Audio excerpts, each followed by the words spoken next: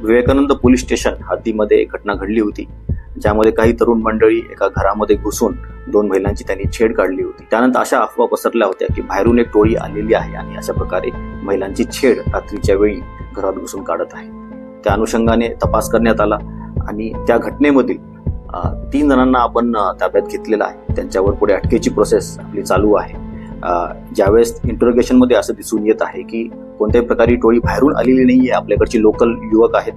अशा प्रकारच्या खोडकरपणाने त्यांनी अशा घटना केलेल्या आहेत, त्यांच्यावर गुन्हा दाखल करण्यात आलेला आहे आणि पुढची प्रोसेस चालू आहे। मागील काही दिवसांमध्ये पेट्रोलिंग दरम्यान असं दिसून येत आहे की काही युवक मुद्दामून अशा टाईपच्या अफवा पसराव्यात त्यासाठी हातात शस्त्र घेऊन तोंडावर रुमाल बांधून फिरण्याचा प्रयत्न करत आहेत विवेकानंद पोलीस स्टेशन हद्दीमध्ये।